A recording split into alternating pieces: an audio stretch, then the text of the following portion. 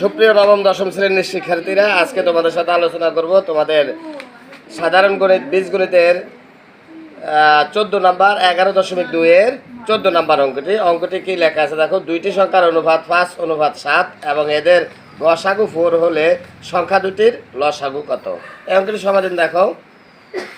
সমাধানে আমরা যে দুইটি সংখ্যা দেওয়া আছে এর মধ্যে ধরে নিয়েছি প্রথম সংখ্যা 5x, দ্বিতীয় সংখ্যা 7x।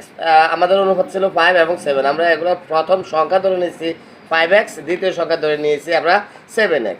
আর সংখ্যা দুইটির লসাগু আমরা ধরে সংখ্যা দুটির লসাগু তাহলে কত হয়? 5x এবং 7x এর লসাগু হয় 35x। 5 আর 7-এর লসাগু 35 আর x এর লসাগু হচ্ছে x।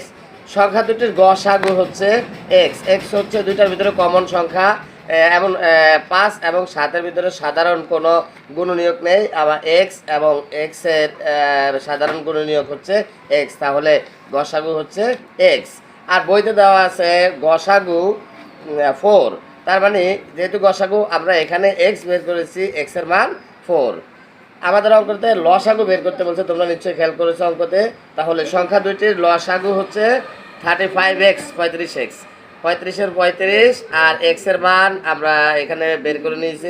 x এর মান হচ্ছে 4, প্রশ্ন থেকে 4 লিখছি, 35 আর 4-এ গুণ দিলে 140। তাহলে সংখ্যা দুইটির লসাগু হচ্ছে 140। আশা করি বুঝতে পারছো। যদি বুঝতে অসুবিধা হয় অঙ্কটি রিপিট করে বারবার দেখে নিও। ধন্যবাদ সকলকে।